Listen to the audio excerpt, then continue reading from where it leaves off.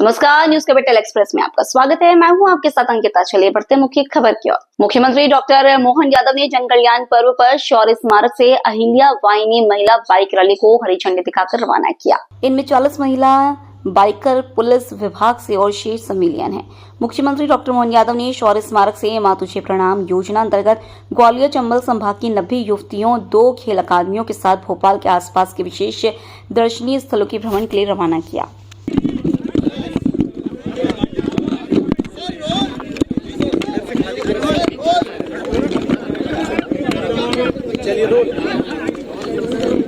शौर्य स्मारक पर आज हमारे बीच अहिल्या जयंती के पूर्व दिवस पर बाइक रैली अहिल्या वाहिनी के नाते से निकली है। ये पूरे प्रदेश और देश में संदेश है। महारानी अहिल्याबाई के सुशासन की उत्कृष्ट जो मिसाल थी, जो उदाहरण था, उसका पुनः संकल्प लेते हुए हमारी सरकार ने बीते साल और अगले साल अहिल्या जी के ऊपर बहुत सारे कार्यक्रम करते हुए शासन के उनके बताए मार्ग पर सांस्कृतिक धारा हो, रोजगार के साधन हो, सुशासन के उन्नत तरीके हो, प्रत्येक तरीके से अहिल्या शासन को पुनर्जीवित करने का और विरासत से विकास का जो संकल्प हमारा है, हमारे महापुरुषों के बताए मार्ग पर शासन सभी प्रकार के विकास की अवधारणाओं पे काम करे। आज के इस बाइक रैली के अवसर पर जब कल यशस्वी प्रधानमंत्री हमारे बीच पधार रहे हैं, दुनिया के सबसे बड़े नेता, दुनिया के सबसे बड़े गणतंत्र के नायक श्रीमान यशस्वी प्रधानमंत्री भोपाल की धरती पर जब आ रहे हैं, तो हम सब ने भी अहिल्या उत्सव के लिए पूरी तैयारी के साथ उनके स्वागत की सारे प्रबंधन किए।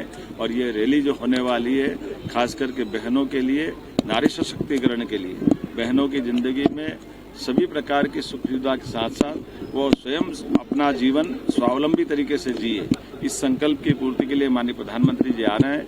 आइए हम सब मिलकर के कल भी उनका अभिनंदन करें। आपके माध्यम से सबको आमंत्रण भी दे रहा हूं। और आज इस कार्यक्रम में जब बाइक रैली का शुभारंभ कर रहे हैं, माननीय सांसद श्रीमान विष्णुदत्त शर्मा जी हमारे प्रदेश अध्यक्ष हैं। इस अवसर पर माननीय मंत्री विश्वास सारंग जी, माननीय मंत्री श्रीमती कृष्णा गौर जी, माननीय विधायक भगवान दास सबनानी जी, माननीय महापौर श्रीमती मालती राय जी और सारे मित्रों के साथ हमारे रविंद्र यति जी भी मौजूद हैं। मैं उम्मीद करता हूं कि इस आयोजन से लगा करके अगले साल भी पूरे वर्ष जब अहिल्या जयंती का 300 वर्ष मनाया जाएगा, सरकार वो सारे काम करेगी जिनके माध्यम से अहिल्या माता के जीवन के वो पक्ष जिनसे हम सबको सीखने को मिलता है, शासन को नई राह मिलती है, वो सब हम लागू करेंगे। मेरी अपनी ओर से बधाई। इस ऐतिहासिक अवसर पर अहिल्याबाई वाहिनी बाइक रैली का शुभारंभ माननीय मुख्यमंत्री जी यहां पर करने वाले हैं। तो इस अवसर पर हमारे लोकप्रिय यशस्वी मुख्यमंत्री डॉक्टर मोहन यादव जी, हमारे युवा खेल कल्याण और सहकारिता मंत्री भाई विश्वास सारंग जी, भगवान दास सबनानी जी, हमारी महापौर मालती राय जी, मध्य प्रदेश के हमारी मंत्री और इस माननीय प्रधानमंत्री जी के कार्यक्रम की प्रभारी आदरणीय कृष्णा गौर जी, पुलिस महानिदेशक आदरणीय मकवाना जी, आदरणीय कंसोटिया जी और उपस्थित सभी राकेश गुप्ता जी और इतनी बड़ी संख्या में हमारी बहनें, कल जो ऐतिहासिक अवसर है 31 तारीख को देवी अहिल्याबाई होलकर की 300वीं जयंती के अवसर पर भारत के प्रधानमंत्री ऑपरेशन सिंदूर की सफलता के बाद बहनों को संबोधित करने के लिए भोपाल पधार रहे हैं। तो ये उत्साह दिखाई देता है कि हमारी बहनें बाइक रैली के माध्यम से, देवी अहिल्याबाई होलकर ने भी जो काम किया है और उन्होंने अपने जीवन के अंदर जो प्रतिबद्धता और युद्ध जीतने से लेकर के कई प्रकार के ऐसे काम जिनका उल्लेख माननीय मुख्यमंत्री जी ने पूरे मध्य प्रदेश के अंदर नहीं, पूरे देश के अंदर इस 300वीं जयंती के माध्यम से देवी अहिल्याबाई होलकर को हम सब लोग आज याद करने का काम कर रहे हैं। आज इतनी बड़ी संख्या में हमारी पुलिस प्रशासन, हमारे स्पोर्ट्स के बच्चे जो बड़ी संख्या में आज इस संकल्प के साथ कि देवी अहिल्याबाई होलकर के कल 31 तारीख को 300वीं जयंती के कार्यक्रम में माननीय प्रधानमंत्री पधार रहे हैं। हम सब उसके लिए आज यहाँ पर एकत्रित हुए हैं। मैं पुनः एक बार सबको बधाई, शुभकामनाएं और अभिनंदन करता हूँ। माननीय मुख्यमंत्री जी का, विश्वास जी का, हमारी कृष्णा गौर जी, महापौर जी का, पुलिस प्रशासन और सभी लोगों का बहुत बहुत आभार, बहुत बहुत धन्यवाद। जय हिंद, जय भारत। बहुत बहुत धन्यवाद आदरणीय प्रदेश कि आज प्रदेश के समस्त जिलों में इसी आशय के कार्यक्रम आयोजित किए गए हैं। लोक माता देवी अहिल्याबाई, आप सभी जानते हैं कि मराठा साम्राज्य की होलकर घराने की रानी एवं राजमाता लोक माता रही हैं। बहुत ही गौरवशाली इतिहास है।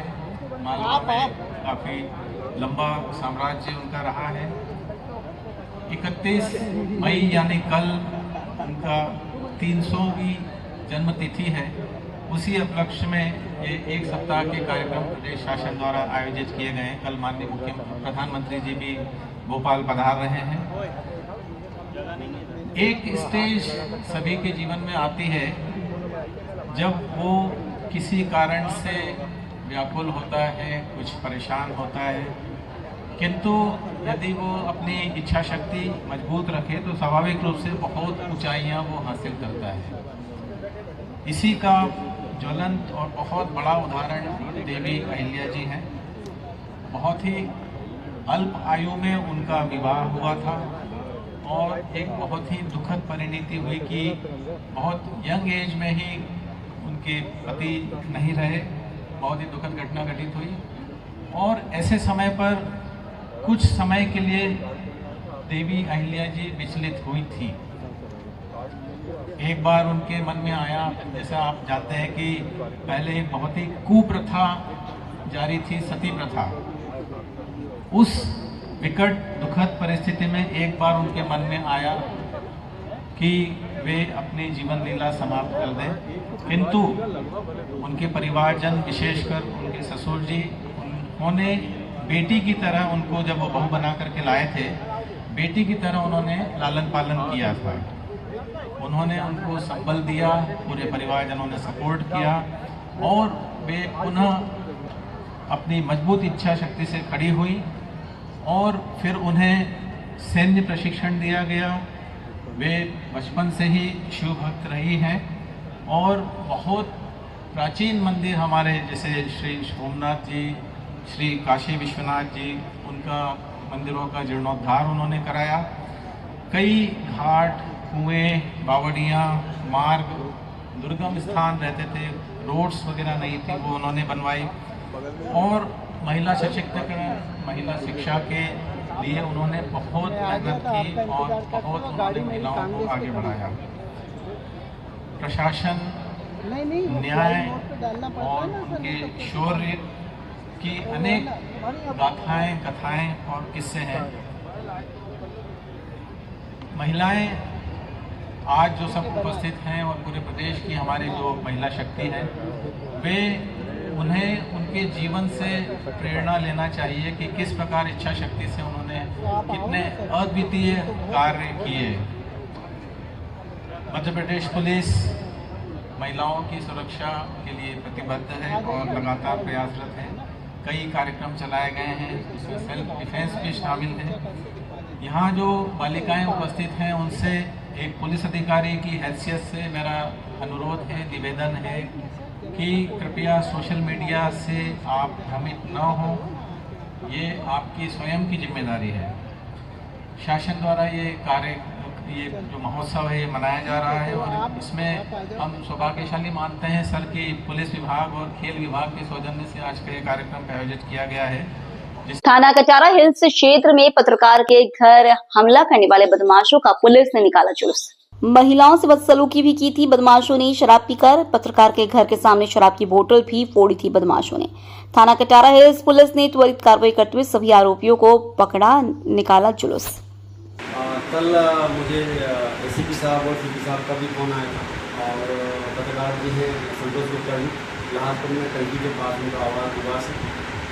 ये इन्फॉर्मेशन मिली थी कि कुछ लड़के जो है वहाँ रोड पर आम रोड पर अपना बर्थडे सेलिब्रेट कर रहे हैं और वाइन वाइन पी रहे हैं और केक वगैरह काट रहे हैं और उन्होंने कुछ बदतमीजी वगैरह की होगी। तो तत्काल हमने फर्जी वगैरह को भेज के और मैंने भी कुछ सक्रिय होकर अधिकारियों के विषय में उनको राउंड अप सुबह 5:30 तक मैंने उनको राउंड अप कर लिया और आगे उनको आगे इनका क्या जुलूस निकाला जाएगा या फिर कुछ कार्रवाई? मैं हमेशा से जब से थाना कटारा में आया हूँ तो ऐसी कार्रवाई कर रहा हूँ जो समाज में प्रभावशाली रहे। तो जैसे अभी रेंडमली हम वाहन चेकिंग अलग अलग जगह पे करा रहे हैं कि सभी लोगों में मैसेज आए कि यहाँ चेकिंग होती है और हम हेलमेट वियर करें। इसी तरीके से जो ये कल गुप्ता जी ने भी संज्ञान में लाया, मेरे संज्ञान में भी आया था कि जो राहतपुर की टंकी के पास का जो गार्डन है वो एक ब्लैक स्पॉट है, वहाँ पे कुछ ऐसे असामाजिक तत्व बैठते हैं। तो मैंने आश्वासन भी दिया है और ऐसी प्रभावी कार्रवाई आज करने वाला हूँ कि आज से वो ब्लैक स्पॉट जो है वो वाइट स्पॉट के रूप में माना जाएगा। वास्तव में उस गार्डन में गार्डन की तरह यूज़ किया जाएगा और आगे ऐसी नहीं होगी। और सुनने में ये आया है कि जब से आप इधर थाना प्रभारी बनकर आए हैं, थाने में काफ़ी सुधार हो गया है और लोग आते हैं अगर कोई कंप्लेंट लेके तो आप त्वरित कार्रवाई, जैसे इस कार्रवाई पर अपने त्वरित संज्ञान में लेकर कार्रवाई करी, वैसे ही अन्य कार्रवाई भी की जा रही है। सर एक्चुअल में एक कॉन्सेप्ट में पुलिस को याद दिलाना चाह रहा हूँ कि पुलिस का प्राइमरी काम है अपराध का घटित ना होने देना और सेकेंडरी काम है कि यदि घटित हो गया है तो हम उसको इन्वेस्टिगेट करके साक्ष्य का संकलन करके और कोर्ट में पेश करें। तो मैं धीरे धीरे सुधार ला के इस स्थिति में आना चाहता हूँ कि हम अपने प्राइमरी काम पर फोकस करें कि अपराध घटित ही ना हो। जैसे एक और सुनने में आया है कि एक कोई व्यक्ति काफ़ी हद से ज़्यादा दारू पीता था आपके, लेकिन सुझाव के कारण और आपके मार्गदर्शन के कारण 2-3 बजे उसके दारू छोड़ दी उसने। हाँ, एक राहुल जो भी करते हैं वो 2-3 बजे आता था, उसकी सीएम हेल्प में लगती है। आज पीते नहीं मैं एक्चुअल मैं काफ़ी और चाय नहीं पीता। आज संतोष सर गुप्ता जी ने भी मुझे चाय और कॉफ़ी के लिए पोस्ट किया था तो मैं चाय कॉफ़ी भी नहीं लेता। ये कॉफ़ी और सौंफ ये सब दारू तो बहुत बढ़िया है। दुबे जी आपका क्या तरीका है जो एक्चुअल तरीका यही है और हर पुलिसकर्मी को करना चाहिए। सभी लोग ये कहते हैं कि संवाद के 3 तरीके हैं, आपको बात रखने का, एक बोलकर, एक लिखकर, एक इशारे से। मैं कहता हूँ चौथा तरीका है आप अपनी बात रखने का सुनकर।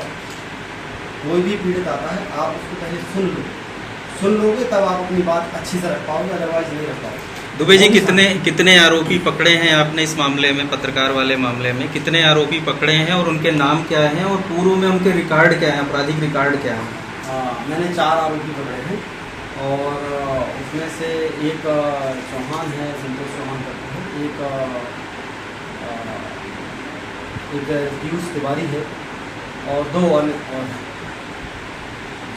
पूर्व में आप एटीएस जैसे बड़े संस्थान से जुड़े थे, अब आपने आके यहाँ पर जो कार्रवाई कर रहे हैं इससे भोपाल ही नहीं मध्य प्रदेश के सभी डिपार्टमेंट के लोगों को आप क्या संदेश देना चाहेंगे? बस यही कहेंगे कि खाकी का फर्ज निभाओ, अपराध घटित होने की स्थिति ही ना आए और यदि हो गया है तो प्रभावशाली तरीके से अच्छे से इन्वेस्टिगेट करके और साक्ष्य को कोर्ट में सबमिट करें जिससे आरोपी को सजा। सर वो पूर्व अपराध नहीं आए उनके, किसका पूर्व अपराध दर्ज है जो पहले से दर्ज है आरोपियों पे? वो मैं दिखाऊँ। नेता प्रतिपक्ष उमंग सिंघार का बयान। पीएम मोदी कल एमपी के दौरे पर आ रहे हैं। जब पीएम मोदी आते हैं तो जनता को सौगात मिलती है। 300वीं जयंती मनाई जा रही है। मोदी जी मन की बात करते हैं पर जनता के मन की बात क्या है वह नहीं जानते। क्या इस समूह की महिलाओं को बुलाया जा रहा है, उनकी परेशानी क्या? मोदी जी अपनी बात की बजाय प्रदेश की बहनों के मन की बात जरूर समझें। क्या 3000 लाडली बहनों को मिलेगा, आप स्पष्ट करें। महिला आरक्षण देश में कब लागू होगा, स्पष्ट बताएं। कोर्ट के अंदर 80 साल हो गए, कोर्ट में 3% महिला जज है, इनका प्रतिशत बढ़ेगा। 33% महिला को पुलिस भर्ती में होनी चाहिए। मेट्रो के प्रोजेक्ट में करोड़ों लगा दिया, उद्घाटन करने पहुंच रहे हैं। 4 साल देरी हो गई, 2012 के आसपास डीपीआर तैयार हुई, 12 साल बाद भी आधी अधूरी है। पाकिस्तान को ड्रोन सप्लाई करने वाली कंपनी को ठेका दिया। क्या वो टेंडर उस कंपनी का निरस्त करेंगे? हवाई यात्रा क्यों लोग कम कर रहे हैं? ग्वालियर, खजुराहो, रीवा हवाई अड्डे की स्थिति देखें। भोपाल में अंतर्राष्ट्रीय सेवा की क्या स्थिति है, आप जानते हैं। आपका विजन प्रदेश की जनता जानना चाहती है। जी, प्रधानमंत्री मोदी जी कल मध्य प्रदेश के दौरे पे आ रहे हैं और ऐसा समझते हैं कि प्रदेश की जनता जब प्रधानमंत्री जी दौरे पे आते हैं तो प्रदेश को सौगात मिलती है। और ये 63वीं जयंती बनाई जा रही है लोकमाता देवी अहिल्याबाई होलकर की जयंती के अवसर पर। महिला सशक्तिकरण की बात की जा रही है, लेकिन मैं समझता हूं प्रधानमंत्री आएंगे, नेता मंच पर मंच सजाएंगे, वादों के फूल खिलेंगे, लेकिन जनता के उन सवालों के जवाब नहीं मिलेंगे। प्रदेश की जनता के सवाल, जो प्रदेश की जनता की मन की बात मोदी जी टीवी चैनलों के माध्यम से मन की बात तो अपनी कहते हैं, लेकिन प्रदेश की जनता क्या चाहती है, यहाँ की मन की बात क्या है, इसको लेके शायद सवालों से बच जाएंगे। इवेंट होते हैं लेकिन आम जनता को लाभ नहीं मिलता। निश्चित तौर से महिला स्वच्छता समूह, कई समूहों को बुलाया जा रहा है, लेकिन उन समूहों की परेशानियां क्या है? क्या उन समूहों को, महिलाओं को आपने आजीविका योजना से जोड़ा? क्या उन महिलाओं को आपने आर्थिक रूप से स्वावलंबन किया? क्या उन महिलाओं को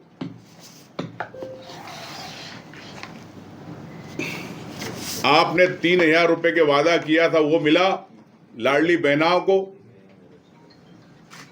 तो मैं समझता हूं कि ये मोदी जी, आप अपनी बात के बजाय उन महिलाओं की, उन बहनों की, प्रदेश की बहनों की मन की बात जरूर सुने। ये मेरा एक सवाल है, पहला सवाल, क्या मोदी जी उन स्वसहायता समूह की महिलाओं को, प्रदेश की, क्या उन समूहों को आपने आजीविका के लिए आप क्या योजना ला रहे हैं ये बताएं। क्या 3,000 रुपए लाडली बहना को मिलेगा? आपने चुनाव में, आपकी सरकार ने वादा किया था, पार्टी ने, क्या आप उसके बारे में स्पष्ट आप कहेंगे? क्या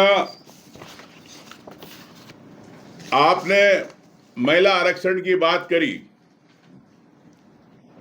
तो क्या देश में महिला आरक्षण कब लागू होगा? इसमें स्पष्ट आपको मेरे ख्याल से बताना चाहिए। और मैं समझता हूं कि कोर्ट के अंदर 80 साल हो गए। इंडिया जस्टिस रिपोर्ट के अनुसार 2025 के अनुसार देश में, प्रदेश के अंदर हाई कोर्ट में सिर्फ 3% महिला जज है, जो देश में सबसे खराब स्थिति है। तो क्या आप महिलाओं की बात कर रहे हैं, उनको सशक्तिकरण की, तो क्या आप हाई कोर्ट के अंदर इनका प्रतिशत बढ़ेगा? मैं समझता हूं कि इस बारे में भी आपको विचार करना चाहिए। क्या मध्य प्रदेश पुलिस में 33% महिलाओं की भागीदारी होगी? आपके मुख्यमंत्री जी से आप ये क्या आदेश जारी करवाएंगे कि मध्य प्रदेश के अंदर पुलिस भर्ती में 33% महिलाओं को आरक्षण होना चाहिए, भागीदारी होना चाहिए? नहीं तो आपकी बात बेमानी रहेगी, ये मैं समझता हूं। निश्चित तौर से आप मेट्रो का उद्घाटन करने आ रहे हैं। भोपाल मेट्रो, इंदौर मेट्रो को लेके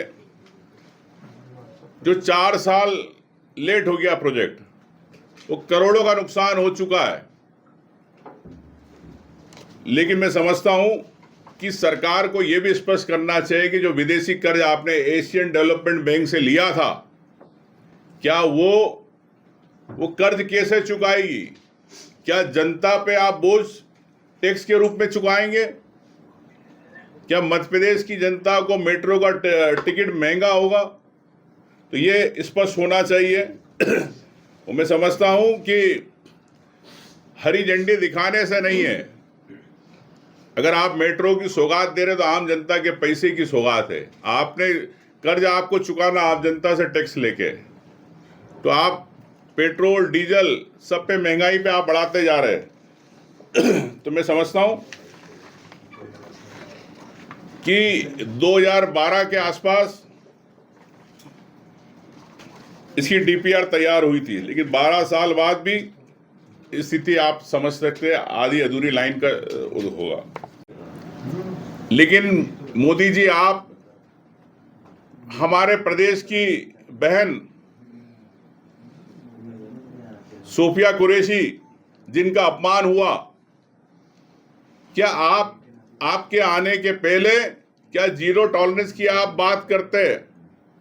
तो क्या विजय शाह ने जो अपमान किया, वो जिसने माफी मांगी, क्या आप माफ करेंगे? क्या सजा देंगे? इस प्रदेश की जनता को स्पष्ट होना चाहिए कि एक महिला का अपमान हुआ है।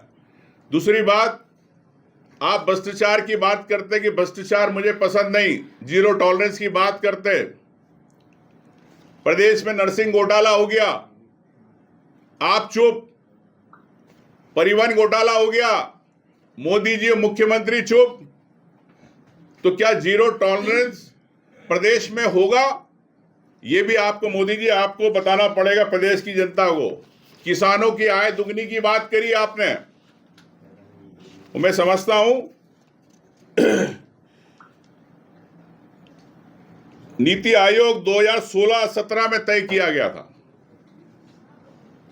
कि हम किसानों की आय दुगनी करेंगे, लेकिन आज 22-23 से ऊपर होने आया, 25 हो गया, लेकिन आज तक आपने किसानों की आय को लेकर लक्ष्य पूरा नहीं किया, आय दुगनी नहीं हुई। तो मैं इससे ये कहना चाहता हूं कि ये स्थिति मध्य प्रदेश में है, यही स्थिति शिक्षा और सरकारी स्कूलों की है प्रदेश में। प्रदेश में हजारों बच्चे, स्कूलों के अंदर शौचालय नहीं है, कई स्कूलों में पानी की व्यवस्था नहीं है। तो मैं समझता हूं कि मोदी जी, क्या इसको लेके सरकार के लिए आप केंद्र सरकार से, जो नौनिहाल बच्चे हैं, जो युवा पीढ़ी है, जो आपकी योजनाएं रहती, क्या इनकी जो सरकारी स्कूलों की दुर्दशा है, क्या इसको सुधारने के लिए आम युवाओं में बच्चों के लिए आप प्रयास करेंगे? ये मैं स्पष्ट करना चाहता हूं कि सरकार शिक्षा को लेकर प्राथमिकता की बात करती है, लेकिन शिक्षा जहां पढ़ने जाते बच्चे, वहां पर क्या स्थिति है स्कूलों की, आप सब जानते हैं। अलीराजपुर और झाबुआ, अलीराजपुर को आप जानते हैं, झाबुआ को जानते हैं। जब शराब का डेटा आता है तो पता चलता है कि सबसे ज्यादा शराब पीने वाले वहां लोग, लेकिन वहां के लोग शराब नहीं पीते। वहां के नाम से शराब गुजरात जाती है, लेकिन अलीराजपुर जिला, अलीराजपुर जिला में आपने क्या स्थिति है, सबसे गरीब जिलों में आता है देश के। तो क्या आपके गुजरात से लगा हुआ जिला, जिस मां नर्मदा से आपको गुजरात को पानी मिलता है, गुजरात के जो सूखाग्रस्त क्षेत्र था वहां तक पानी जाता है, तो क्या मध्य प्रदेश को आप अछूता समझते? पानी ले लिया, लेकिन मध्य प्रदेश में क्या यहाँ आदिवासी परेशान, महिलाएं की बात कर रहे हो, उन पे अत्याचार और वो परेशान, और आपका जिला लगा हुआ है अलीराजपुर झाबुआ, वहां की क्या स्थिति है? क्यों गुजरात जाते पलायन करने, क्यों मजदूरी करने जाते? आप क्यों नहीं अलीराजपुर झाबुआ के लोगों को काम देते? मैं यही कहना चाहता हूं इस बारे में। साथियों, अंत में उज्ज्वला योजना को लेकर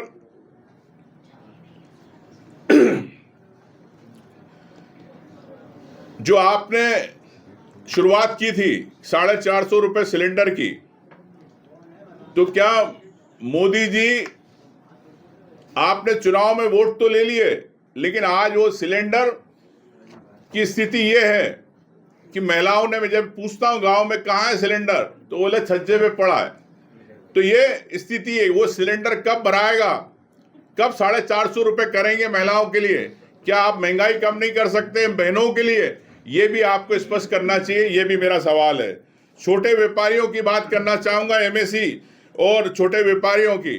आप बड़े उद्योगपतियों के लिए तो आप लाखों करोड़ों रुपए दे रहे, उनको जमीनें मुफ्त दे रहे, लेकिन छोटे व्यापारी, मैंने गए प्रेस कॉन्फ्रेंस में कहा था कि 18 लाख से ज़्यादा जो आपके रजिस्ट्रेशन है मध्य प्रदेश में, उनके लिए क्या सरकार ने एक तरफ बजट में पैसा नहीं रखती, 1500 करोड़ रुपए रखती है और लगभग, लेकिन जब पैसा नहीं तो छोटे व्यापारियों कैसे होगा, इसके बारे में भी आपको बताना पड़ेगा। और मैं समझता हूं कि छोटा व्यापारी देश की आर्थिक रीढ़ की हड्डी है, जिसको कमजोर हो गई है, उसे आप कैसे मौजूद करेंगे, ये भी मेरा सवाल है। मध्य प्रदेश को रेलवे विभाग ने दी बड़ी सौगात। रतलाम नागदा तीसरी और चौथी लाइन का काम जल्द शुरू होगा। 1018 करोड़ की लागत से रतलाम से नागदा तक रेलवे लाइन बनाई जाएगी। केंद्रीय रेल मंत्री अश्विनी वैष्णव ने वीडियो कॉन्फ्रेंसिंग के माध्यम से मध्य प्रदेश को बड़ी सौगात दी। लोगों को चढ़ने उतरने में काफी परेशानी आती है, कई जगहों पे ऐसे शिकायतें हैं सर, तो क्या इन प्लेटफॉर्म्स की लंबाई जो है उसको बढ़ाया जाएगा? देखिए, जो हमारे जो प्लेटफॉर्म्स होते हैं, जो आइलैंड प्लेटफॉर्म होते हैं, उनके दोनों तरफ पॉइंट्स होते हैं, क्रॉसिंग्स होती हैं, तो उनको बढ़ाने के लिए यार्ड रिमॉडलिंग करनी पड़ती है।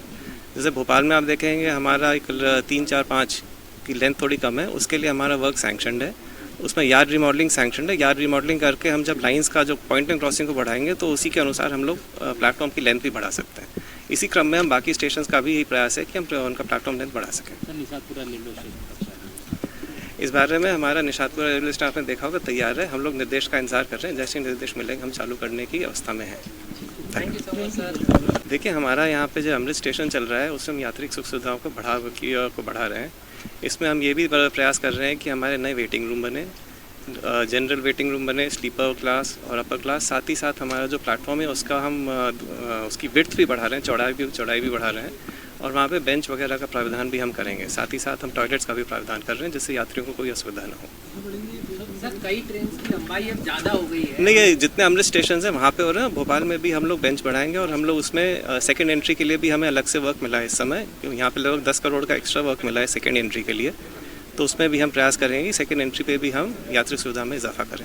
सर, कई प्लेटफॉर्म सब छोटे पड़ने लगे हैं क्योंकि यात्री डिब्बों की संख्या बढ़ाई गई है। कई ट्रेन में हम देखते हैं प्लेटफॉर्म से ट्रेन आती है तो एसी के कोचेज जो के लिए एक नई लाइन थोड़ा सा पीछे क्या। देखिए, जैसा कि आपको माननीय रेल मंत्री जी ने बताया, जानकारी दी कि रेलवे का विस्तारीकरण किया जा रहा है। इसी क्रम में रेल लाइन का दोहरीकरण, तीरीकरण किया जा रहा है। इसी क्रम में अभी 2 जगह रतलाम नागदा और वर्धा बलाशा, यहाँ पे 4 लाइनिंग की जा रही है।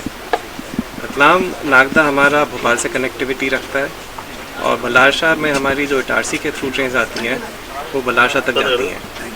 तो इससे हमारा जो यातायात है सुचारू होगा, कनेक्टिविटी बढ़ेगी, मोबिलिटी बढ़ेगी और इससे मध्य प्रदेश को और भोपाल डिवीज़न दोनों को ही बहुत फ़ायदा होगा। सर, 2028 में सीएस मगर प्लेटफॉर्म पर देखा जाता है कि अतिक्रमण ज़्यादा रहता है, यात्रियों को बैठने के लिए कोई सुविधा नहीं।